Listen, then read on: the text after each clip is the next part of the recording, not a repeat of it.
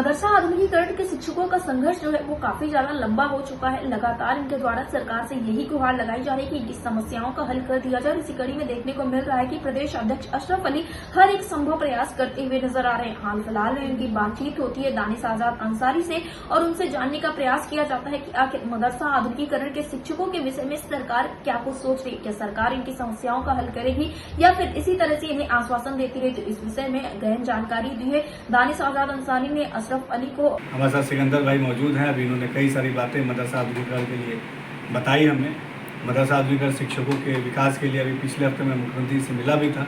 माननीय मुख्यमंत्री जी ने आश्वस्त किया है कि मदरसा आधुनिकीकरण शिक्षक जो हैं, जो हमारे मदरसों में मैथ साइंस कंप्यूटर से आधुनिक शिक्षा पढ़ाते हैं, इनके बेहतरी के लिए हमारी सरकार ज़रूर ठोस कदम उठाएगी और जल्दी शासन स्तर पर मीटिंग करके इस दिशा में हम जो भी प्रगति होगी, तरक्की होगी, आप सबको ज़रूर बताएंगे। बहुत शुक्रिया। इसी के साथ अशरफ अली का साफ तौर पे यही कहना है कि वो लगातार संघर्ष करते रहेंगे तब तक जब तक कि इनकी समस्याओं का हल नहीं हो जाता है। पिछले 9 वर्षों से इनके केंद्रांश का भुगतान नहीं किया गया, साथ ही इनकी योजना का संचालन उत्तर प्रदेश सरकार द्वारा किया जाए, यही इनकी मांगे। और इन्हीं 2 मांगों को लेकर मुख्यमंत्री योगी आदित्यनाथ लगातार आश्वासन देते चले आ रहे हैं। विधानसभा से लेकर हर एक नेता मंत्री के घर का दरवाजा खटखटाया गया है। मदरसा आधुनिकीकरण के शिक्षकों के द्वारा लोकतांत्रिक तरीके से इन्होंने प्रदर्शन भी किया। लखनऊ के इको गार्डन में न जाने कितने दिन अशरफ अली के साथ साथ तमाम मदरसा शिक्षक वहां पर अड़े रहे और अपनी मांगों को लेकर सरकार से गुहार लगाते रहे, लेकिन सरकार की तरफ से महज इन्हें आश्वासन दिया गया, न कि इनकी समस्याओं का हल किया गया। लेकिन फिर से मदरसा आधुनिकीकरण शिक्षकों ने अपनी आवाज को बुलंद कर दिया और इनका साफ तौर पर यही कहना है सरकारें आती जाती रहेंगी, लेकिन अपना संघर्ष ये नहीं छोड़ेंगे, अपने हक और अधिकार को सरकार से लेकर ही रहेंगे। फिलहाल इस वक्त पर मदरसा आधुनिकीकरण के शिक्षकों को लेकर अशरफ अली जो कि प्रदेश अध्यक्ष और दानिश आजाद अंसारी जो कि राज्य मंत्री है, उनसे क्या कुछ बातचीत हुई है, आप सुनिए। अशरफ अली जी, आपका हमारे चैनल एयरटेल टीवी पे बहुत बहुत स्वागत है। जी बहुत बहुत धन्यवाद एयरटेल टीवी का। अशरफ अली जी, जिस तरह से देखने को मिल रहा है कि लगातार लोग अपनी बातों को लेकर, अपनी मांगों को लेकर सरकार से गुहार लगा रहे हैं और बार बार सरकार की तरफ से महज आश्वासन दिए जा रहे हैं। जैसा कि आपके द्वारा अवगत कराया गया है कि हाल फिलहाल में दानिश आजाद अंसारी से आपकी बातचीत हुई, तो मैं जानना चाहूंगी आपकी क्या कुछ बातचीत हुई है। बात होती रहती है, बात अभी हुई है, 2 दिन पहले ही बात हुई है। माननीय मंत्री जी ने कहा है कि हम लगे हुए हैं जी, क्योंकि कई बार मुलाकात किया है हमने जी जी, और आपको बताया, आपके एयरटेल टीवी माध्यम से बताया गया है। माननीय मंत्री जी से अभी हम गए थे मुलाकात करने के लिए, तो मुलाकात हो नहीं पाई थी।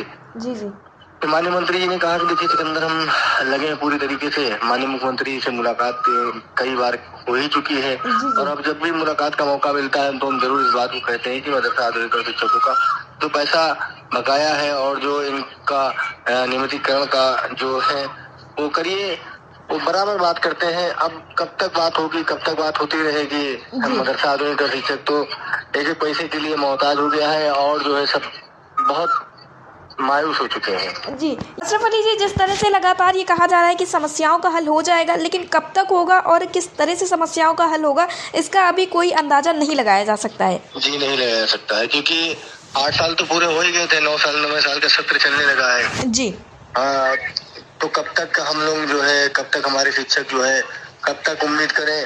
अब वो नाउम्मीद हो चुके हमारे शिक्षक, क्योंकि जो है सरकार इस तरीके से भेदभाव कर रही है कि जरा से भी नहीं सुन रही है शिक्षकों की। हम ही नहीं कई विभाग के अन्य शिक्षकों को भी जो नहीं सुन रही है सरकार, तो हमारा क्या सुनेगी।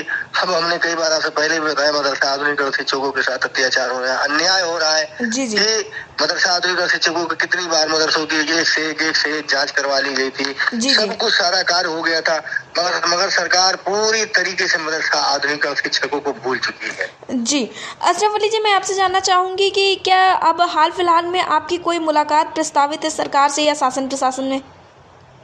देखिए, हम कई जगह माननीय मुख्यमंत्री जी से भी जो अर्जी लगाए हैं, जी जी, विधानसभा भी गए थे हम पहले, वहाँ भी अर्जी लगाई थी और लेटर भी डाक द्वारा भी भेजते हैं और माननीय कई विधायकों द्वारा, मतलब सत्ता पक्ष के विधायक जी द्वारा भी जी लगे हुए हैं, पार्टी के नेताओं जी के भी द्वारा लगे हुए हैं। जी जी, मगर अब क्या बात है, मदरसा आधुनिकीकरण शिक्षकों का लेटर जाता है, हो सकता है उनके विभाग में वहां से हटा दिया जा रहा है कि माननीय मुख्यमंत्री तक गया था तो वहां से हटा दिया जा रहा है। जी सब मिला करके हम लोग बहुत छले गए हैं सरकार में और हम लोगों का कुछ कल्याण हो नहीं रहा है। साथ में हमारे, अगर कोई देख रहा है भेदभाव धर्म के नाम पे हो रहा है कि मदरसा है, मदरसा तो स्कूल होता ही है, वो मदरसा नाम है दूसरा ये कि हमारे साथ में हमारे जो हिंदू शिक्षक साथी पढ़ाते हैं, हम लोग 50% है, 50% वो है, 50% हम लोग हैं। हमने बराबर 12 बताया, सरकार को भी इस बात को मालूम है कि 50% वो भी 50, हमारे साथ में उनकी भी सारी दीपावली होली सब बर्बाद हो रही है। हम लोगों की ईद बकरा ईद जो भी जितने भी त्योहार है, सब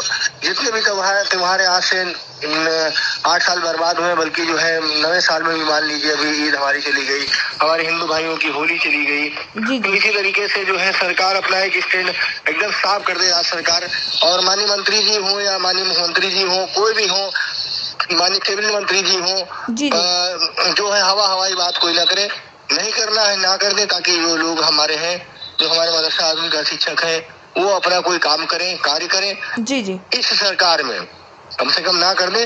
बाकी तो इस योजना को एक दिन चालू करवा के रहेंगे, पैसे का भुगतान भी करवाएंगे।